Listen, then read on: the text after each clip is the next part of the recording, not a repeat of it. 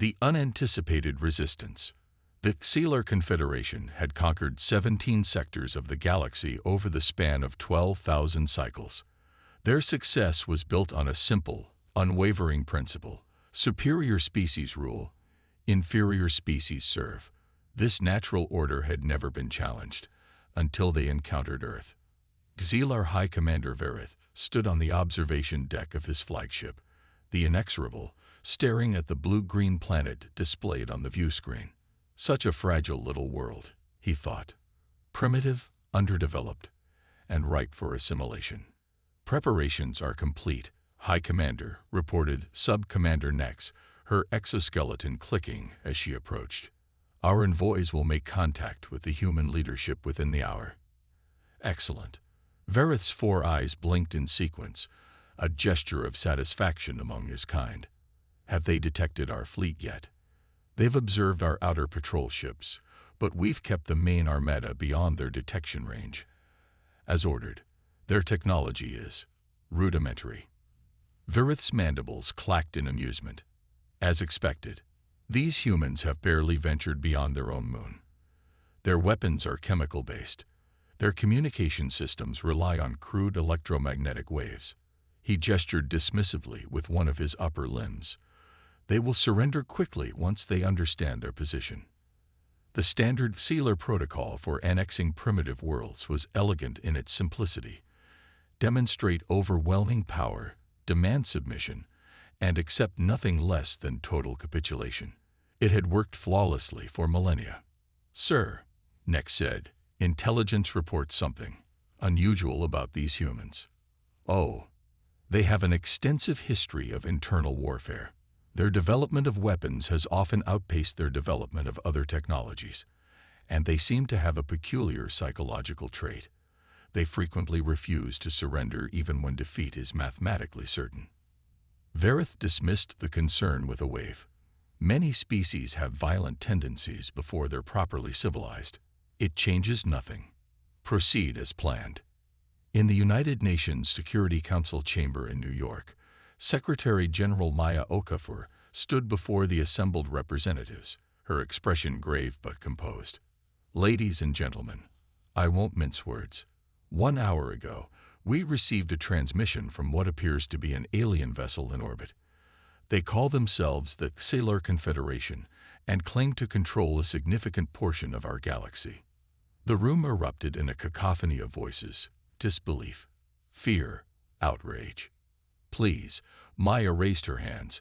I understand your reactions. I felt them too. But we must focus now. Their message was clear. Earth is now within what they consider their territory. They expect us to accept their protection and become, in their words, a client species. General Harris of the United States military stood. And if we refuse? Maya's eyes met his. They were quite clear about that too. They say resistance would be regrettable. Dr. Amal Sharma, the renowned physicist, spoke next. What do we know about their capabilities? Very little, Maya admitted, but our satellites have detected multiple large objects in orbit, and some even farther out, near Jupiter. They appear to be using some form of energy shielding that makes exact readings difficult. Professor Chen from China's delegation leaned forward. Have they made any aggressive moves? Not yet. They've requested a response within 24 hours. They want a delegation to meet with them aboard their vessel. The room fell silent. The situation seemed hopeless. An advanced alien civilization with technology far beyond Earth's had arrived, not with gratings, but with demands. Then something unexpected happened. Dr. Sharma began to laugh. All eyes turned to him, many with expressions of shock or concern for his mental state. I'm sorry, he said, still chuckling, but don't you all see the opportunity here? Maya frowned. Doctor, I'm not sure this is the time for. No, please hear me out. Sharma interrupted. These aliens, these Xelar, they clearly expect us to either surrender immediately or make some futile, disorganized resistance. That's why they've shown only a fraction of their fleet. They're testing us, probing for a reaction. General Harris nodded slowly. So they don't know what we're capable of. Exactly, Sharma exclaimed. And more importantly, they've made a critical error in their first contact strategy. Which is? Maya asked. Sharma smiled. They've given us time to think. Over the next 24 hours, the nations of Earth did something that Sailor had not anticipated. They united. Not in fear, not in preparation for a doomed resistance, but in a coordinated strategic response. When the human delegation arrived aboard the Inexorable, it wasn't the terrified, submissive group that Sailor had expected. Led by Maya Okafor, the team included scientists, diplomats, and military officers from 12 different nations. High Commander Verith, seated on his command throne, looked down at the humans with a mixture of curiosity and contempt. You honor us with your presence, Maya began, her voice steady. We come representing Earth, not as separate nations, but as one species. Verith's mandibles clicked. Very wise. Unity will make your transition to client status more efficient. About that, Maya said, surprising the alien commander with her directness. We've studied your proposal carefully, and we have some concerns about the terms. Verith blinked rapidly, a sign of confusion among his kind. They were supposed to be begging for mercy, not negotiating terms. There are no terms to discuss, he stated flatly. The Sailor Confederation offers protection. In return, you provide resources and accept our governance. This is not a negotiation. Dr. Sharma stepped forward. With respect, High Commander, we believe it could be beneficial for both parties to consider alternatives. Alternatives. Verith's tone was dangerous. Yes, Sharma continued, seemingly oblivious to the tension. You see, we've been analyzing the energy signatures of your vessels, and we've noted some fascinating patterns that suggest your drive systems operate on principles similar to our theoretical models of gravitational manipulation. Verith stiffened. How had these primitives detected anything about their drive systems? Maya smoothly took over. What Dr. Sharma means is that Earth may have more to offer as an equal partner than as a subject. We have resources, yes, but we also have ideas, innovations, and perspectives that might be valuable to the Confederation. General Harris added, and while we understand that your military capabilities far exceed our own at present, we think it's worth noting that humanity has a particular talent for adaptation, especially in conflict situations. The implied threat was subtle but clear, and it caught Verith completely off guard. These humans were not cowering. They were bargaining as if they had leverage. This is unprecedented, Verith finally said. No species has ever suggested partnership upon first contact with the Confederation. Perhaps, Maya smiled warmly, that's exactly why you should consider it. Unprecedented approaches often yield unexpected benefits. Back on Earth, while the delegation kept the Sailor leadership distracted with diplomatic maneuvers, humanity was mobilizing in ways the aliens couldn't have predicted. Dr. Sharma's team had indeed detected vulnerabilities in the Sailor ship's energy signatures, weaknesses that could potentially be exploited. Military forces worldwide were coordinating for the first time in history, sharing intelligence and technology without reservation. Scientists were working around the clock to adapt Earth's defensive systems based on the limited data they had gathered from the alien vessels. Most importantly, a plan was forming, not to defeat the vastly superior force, but to make any attempt at conquest so costly, so frustrating, and so unpredictable that the Sailor would be forced to reconsider their approach. 3 days after the initial contact, Verith was growing increasingly irritated. The human delegation had managed to extend negotiations through a combination of diplomatic skill, apparent technical knowledge that should have been beyond them, and an infuriating ability to remain calm in the face of threats. Their behavior defies all predictions, he complained to Sub-Commander Nex. They should be terrified, yet they act as if they have alternatives. Perhaps we should simply proceed with the standard subjugation protocol, Nex suggested. A demonstration of force on one of their major cities would clarify their position. Verith considered this. It was the logical next step when diplomacy failed. Yet something about these humans made him hesitate. "Prepare the demonstration," he finally ordered. "But first, send the delegation back to their planet. I want them to witness the consequences of their defiance." As Maya and her team were escorted back to their shuttle, Dr. Sharma whispered, "They're going to attack. The energy buildup in their weapons systems has increased by 40% in the last hour." Maya nodded almost imperceptibly. "Then we're out of time. Implement Phase 2 the moment we're back." What that sealer didn't realize was that humanity wasn't just waiting for the axe to fall. They were preparing to show the galaxy that underestimating humans was the last mistake any conqueror would ever make. The breaking point. Commander Elena Rice stood on the bridge of the U.S. Defiant, one of Earth's most advanced submarines, now hastily retrofitted with experimental technology developed in the 3 days since the sealer arrived. The vessel was no longer underwater.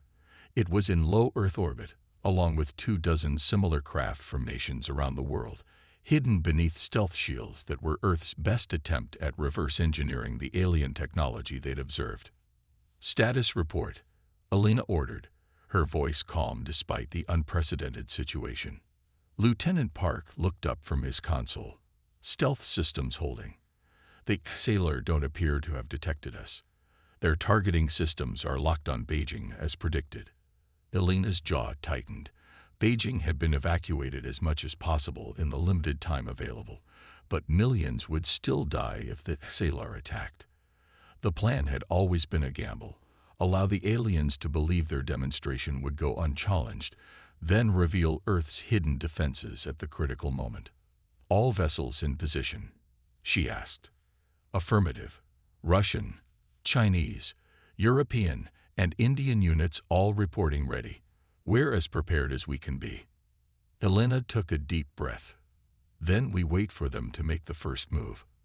Aboard the Inexorable, High Commander Verith was preparing to deliver the standard pre-subjugation speech, a final warning that was more formality than genuine offer of mercy. "Attention, people of Earth," he began, his message broadcasting worldwide. "Your leaders have rejected the generous terms offered by the Xylar Confederation. Such defiance cannot be tolerated. To demonstrate the consequences of your choice, we will now eliminate one of your major population centers. After witnessing our power, you will have one final opportunity to submit before total pacification begins." On Earth, Secretary General Maya Okafor stood before the UN Assembly, broadcasting her response globally and to the Xylar fleet. "High Commander Verith," she said, her voice unwavering, "humanity respectfully declined your offer of subjugation. We have observed your kind before. Conquerors who mistake technological advantage for inherent superiority. History teaches us that such empires inevitably fall, usually due to the same arrogance that brings them to power." Verith's mandibles clicked in irritation. "Your species' self-delusion is remarkable. Watch now as your defiance is answered." He gave the order, and the Inexorable's main weapon began to charge, a massive energy buildup visible as a growing blue-white sphere near the bow of the enormous vessel. "Target locked," reported a Xylar weapons officer. "Firing sequence initiated." In orbit, Commander Reyes watched her tactical display as the energy readings from the Xylar flagship spiked dramatically. "All vessels, execute Operation Slingshot," she ordered. Simultaneously, the hidden Earth vessels dropped their stealth shields and activated their primary systems. Not weapons, but enormous energy collectors based on Dr. Sharma's theories about the Xylar drive technology. The blue-white energy beam lanced out from the Inexorable, heading directly toward Beijing, but it never reached its target. Instead, it was caught in 24 intersecting energy fields generated by the Earth vessels, redirected, and split into multiple streams that dissipated harmlessly into space. On the Inexorable's bridge, alarms blared as sensors detected the sudden appearance of multiple vessels and the unexpected failure of their weapon. "Impossible," Verith shouted. "How did they intercept the beam? Their technology shouldn't be capable of this." "Unknown, High Commander," the science officer replied, mandibles clicking nervously. But sensors indicate they're using a modified version of our own deflection technology, cruder but effective due to their coordinated deployment. Verith's 4 eyes blinked rapidly in succession. Target those vessels immediately. All ships, open fire. The Sealer fleet responded, smaller vessels moving to engage the Earth defenses, while the larger ships began charging their weapons again. But the human ships didn't behave as expected. Instead of forming a defensive line or attempting to fire back with whatever primitive weapons they possessed, they scattered in an apparently random pattern, each executing unpredictable maneuvers. "What are they doing?" Verith demanded. "This isn't any recognized combat formation." "I believe, sir," Sub-Commander Nex said slowly, "they're implementing some form of guerrilla tactics. In space. It was unprecedented. Space combat, as practiced by civilized species, followed established protocols developed over millennia. Formations, targeting priorities, defensive positions, all were based on mathematical optimals. The humans ignored these conventions completely. They darted between sealer vessels, used the larger ships as shields against the smaller ones, and continued to coordinate in ways that seemed chaotic but were clearly planned. More alarmingly, they weren't just defending. Each time a human vessel passed close to a sealer ship, the alien craft experienced unexplained system fluctuations. "They're scanning us," the science officer realized with horror. "Each pass gives them more data about our systems. They're learning as they fight." Commander Reyes smiled grimly as data flooded into the Defiance systems. Each near-suicide run by an Earth vessel was a calculated risk, designed not to destroy the vastly superior sealer ships, but to gather crucial information about their technology. "We've identified vulnerabilities in their shield modulation," Lieutenant Park reported, "transmitting the data to all Earth vessels now." "Good," Alina replied. "Tell the Chinese vessels to execute Maneuver Thunderbolt on the nearest destroyer-class ship. Let's see if Dr. Sharma's theory holds." 3 Chinese vessels suddenly broke their evasive patterns and converged on a single sealer ship, each firing not conventional weapons, but specially modified electromagnetic pulses calibrated to the frequency they'd just discovered in the alien shields. The result exceeded expectations. The sealer vessel's shields flickered and failed completely, its systems apparently overloaded by the unexpected attack vector. "It worked," Park exclaimed. "Their shields are down. All vessels, new targeting data uploaded," Alina announced to the Earth fleet. "Implement EMP strikes on designated targets. Remember, we don't need to destroy them. Just disrupt their systems long enough to establish our position."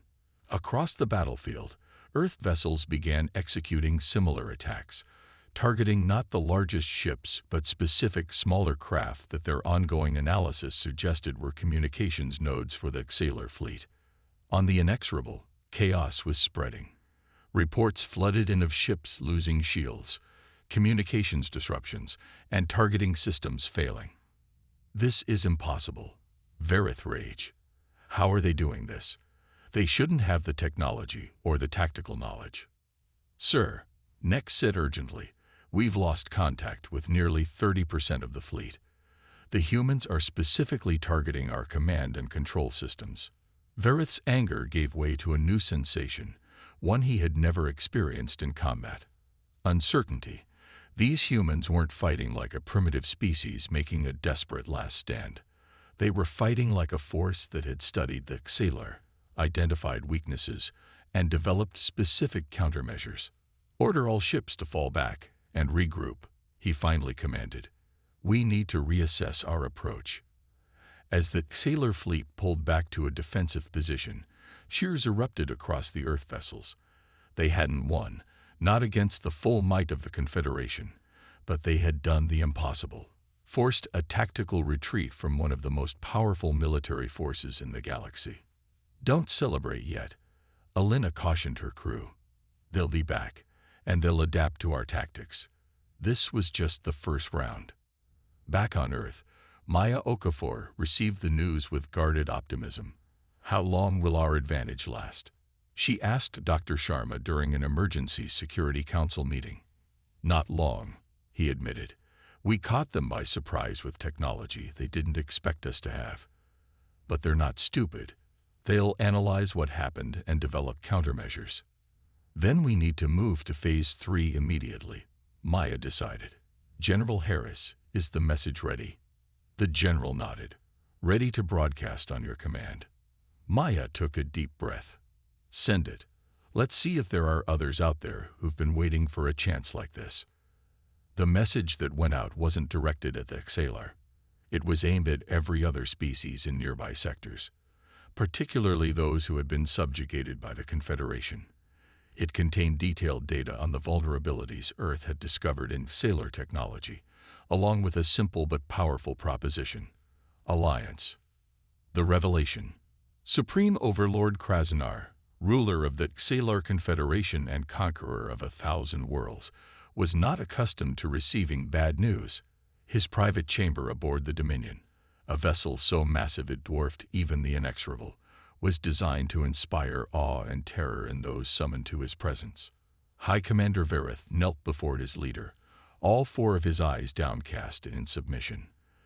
The Supreme Overlord's massive form, enhanced over centuries with cybernetic improvements, loomed over him like a living monument. Explain, Krasanar demanded, his voice artificially deepened to resonating bass tones that vibrated the chamber itself. How has a primitive species not only defied us, but forced one of our fleets to retreat? Verith struggled to find words that wouldn't result in his immediate execution. Supreme Overlord, the humans have capabilities we did not anticipate. They appear to have rapidly reverse-engineered aspects of our technology from mere observation. Their tactics are unconventional, unpredictable. You speak as if these are excuses, Krasanar rumbled dangerously. No, Supreme Overlord.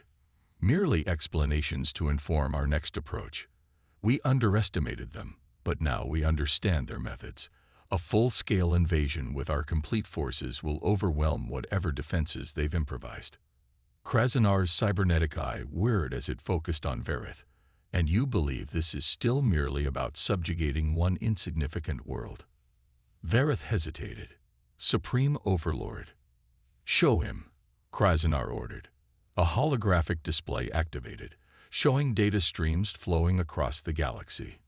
Communication intercepts from dozens of worlds under Xalar control. The humans have broadcast our vulnerabilities to every species in 3 sectors, Krasanar said coldly. Already, we have reports of uprisings on 7 previously pacified worlds. 3 of our outpost stations have gone silent. Client species are questioning their arrangements with us. Verith's mandibles went slack with horror. The implications were catastrophic. The Xalar Confederation's control was maintained through a careful balance of actual force and the perception of invincibility. If that perception were shattered, this is no longer about Earth, Krasanar continued. This is about the survival of the Confederation itself. These humans must be eliminated completely, their world reduced to ash, as an example to all who would defy us. I understand, Supreme Overlord. I will prepare the extermination fleet immediately. No. Krasanar's response surprised Verith. You have already failed once.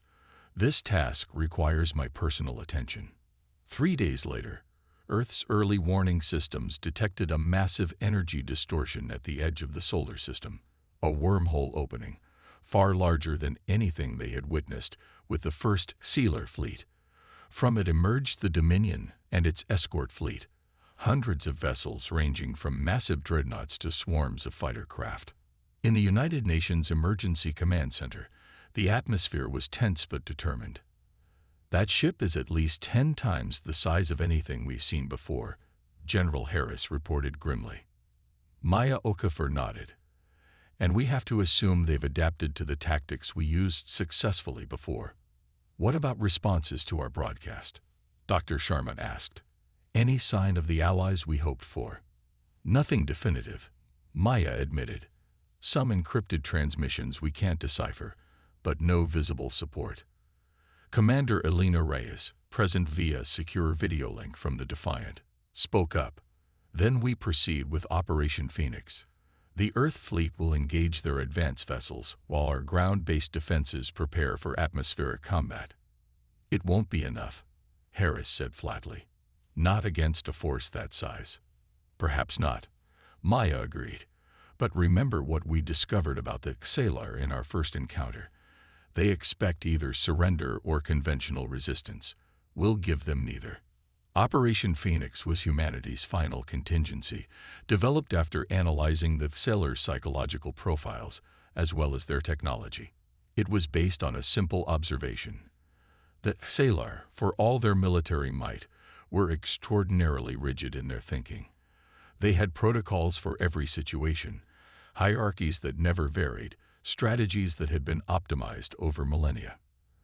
Their greatest weakness was their inability to comprehend truly chaotic systems, like human creativity unleashed without constraints. The Dominion approached Earth with methodical precision, its escort fleet arranged in the perfect formation dictated by thousands of years of Xalar military doctrine. Supreme Overlord Krasanar stood on his command deck, cybernetic eye scanning the tactical displays. The humans have deployed their vessels, reported his chief strategist. Formation is irregular, as before. As expected, Krasanar said dismissively. Begin the standard engagement sequence. But the human response wasn't merely irregular, it was incomprehensible by Xalar military standards. Instead of concentrating their forces against the Xalar fleet, Earth vessels scattered throughout the solar system, some seemingly abandoning the defense of their homeworld entirely. What are they doing? The chief strategist asked, mandibles clicking in confusion. Krasanar's organic eye narrowed. They're attempting to confuse us with illogical maneuvers. Ignore it. Proceed with the primary attack. The Dominion moved into position above Earth, its main weapon beginning to charge, a planet killer that would reduce the surface to molten slag. The energy buildup was visible from the ground, a growing crimson sphere that seemed like an artificial sun being born. Then, just as the weapon reached critical charge, something unexpected happened. Not from Earth's forces, but from elsewhere in the solar system. A massive energy surge erupted from Jupiter's orbit, where no Earth vessels had been detected. It struck the Dominion's flank, disrupting the charging sequence and causing the enormous vessel to list to one side. What was that? Krasanar demanded. Unknown energy signature, came the frantic reply. Not human technology. It appears to be Xari design. Impossible. The Xari have been subjugated for 3 centuries. Another energy surge, this one from Saturn's rings. Then another from near Venus. Suddenly, ships were decloaking throughout the solar system. Vessels of various designs, none of them human, all belonging to species that had fallen under Xalar dominion over the centuries. On the command deck of the Defiant, Alina Rice smiled as her communications officer reported, Commander, we're receiving transmissions from the alien vessels. They're identifying themselves as the Liberation Coalition, representatives from 12 different species that received our broadcast. Looks like our message found sympathetic ears after all, Alina replied. The battle that followed defied all conventional analysis. The Xalar fleet, faced with threats from multiple directions using various technologies and tactics, struggled to maintain its coordinated response. The rigid command structure that had served them for millennia became a liability as communications were disrupted and orders couldn't flow through proper channels. The human vessels, meanwhile, operated with remarkable independence, each captain making decisions based on the developing situation rather than waiting for centralized commands. The Liberation Coalition forces, though technically more advanced than Earth's, adopted human tactics, unpredictable, adaptable, and focused on disrupting Xalar operations rather than destroying their ships outright. Aboard the Dominion, Supreme Overlord Krasanar watched in growing disbelief as his perfect formation disintegrated into dozens of isolated conflicts across the solar system. This cannot be happening, he snarled. How are they coordinating these attacks? Where is their command center? The truth, which the Xalar mind struggled to comprehend, was that there was no central coordination. Humanity and their new allies were operating on shared objectives and basic principles, but each group was largely improvising their specific actions. The final blow came not from a weapon, but from a signal. Dr. Sharma, working with technical experts from the Liberation Coalition, had developed a broadcast that specifically targeted the cybernetic implants used by Xelar leadership, particularly the extensive systems employed by Krasnar himself. When the signal activated, Krasnar experienced something no supreme overlord had ever faced, his own technology turning against him, flooding his enhanced senses with contradictory information, overwhelming his ability to process reality. "Shut it down," he roared, clutching his cybernetic eye as pain lanced through his nervous system. "Shut it all down." In desperation, the Dominion's crew complied, powering down all non-essential systems, including the shields that protected the enormous vessel. It was the opening Elena Reyes had been waiting for. "All Earth vessels, execute Operation Kingslayer," she ordered. 20 human ships converged on the Dominion, each firing electromagnetic pulses calibrated precisely to the frequencies they had discovered during the previous engagement. With its shields down, the Xelar flagship was defenseless against this specific attack. Systems failed across the massive vessel. Weapons went offline. Artificial gravity fluctuated. And most critically, the command neural network that linked Krasnar to his subordinates collapsed entirely. For the first time in the history of the Xelar Confederation, a supreme overlord was cut off from his forces, blind, isolated, and vulnerable. Hours later, in a hastily assembled conference room aboard the International Space Station, Maya Okafor faced Supreme Overlord Krasnar across a simple table. The Xelar leader's cybernetics had been temporarily disabled, leaving him diminished but still imposing. "You understand, of course," Maya said calmly, "that we could have destroyed your vessel completely." Krasnar's organic eye glared at her with undisguised hatred. "Then why didn't you?" "Mercy is not a concept I would expect from savages." Maya smiled slightly. "Perhaps that's why you find yourselves in this position. Supreme Overlord, you've conquered so many worlds, yet understood so little about the species you subjugated." She gestured to the viewport, where representatives of the Liberation Coalition were visible aboard their own vessels, maintaining a protective formation around the station. "Humanity doesn't want to destroy the Xelar Confederation," Maya continued. "We want to transform it.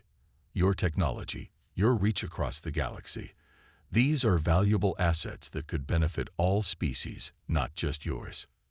You expect me to surrender millennia of Xelar supremacy for some egalitarian fantasy?" Krasnar scoffed. "No," Maya replied, her expression hardening. "I expect you to recognize reality. Your fleet is disabled. Your subject worlds are in revolt. Your very ability to enforce your will has been compromised." She leaned forward. "But unlike you, we offer genuine choices. The Confederation can adapt, become a true confederation of equals rather than an empire of masters and slaves. Or it can crumble, and something new will rise from its ashes." "And if I refuse?" Krasnar challenged. Maya's smile returned, but there was nothing warm in it now. "Then we broadcast the complete technical specifications of your cybernetic systems to every species in the galaxy, along with the exact frequencies needed to disable them. Your advantage would be gone forever." She stood. "You once laughed at humanity, Supreme Overlord. You saw us as weak, primitive, barely worth your notice. Now you understand. Underestimating humans is a mistake you only make once." 1 month later, representatives from 37 species gathered on Earth for the signing of what would become known as the Solar Accords, the founding document of a new galactic coalition built on principles of mutual respect and shared advancement. The Xelar, under new leadership, were present not as conquerors but as equals, one voice among many in the emerging chorus of galactic civilization. As Maya Okafor prepared to address the historic gathering, Commander Elena Reyes approached her. "Did you ever think we'd end up here when they first arrived?" Elena asked, not just surviving, but changing the very structure of galactic politics. Maya looked out at the assembled representatives, humans standing alongside beings of incredible diversity, all united by a shared vision of the future. Honestly, no, she admitted. But that's humanity's greatest strength, isn't it? We never know our limits until we're forced to discover them. Elena smiled. And now neither does anyone else in the galaxy. Together, they walked toward the future they had created. A future where humanity's place among the stars was secured not by force or fear, but by the power of unexpected laughter in the face of those who would call them weak. The end.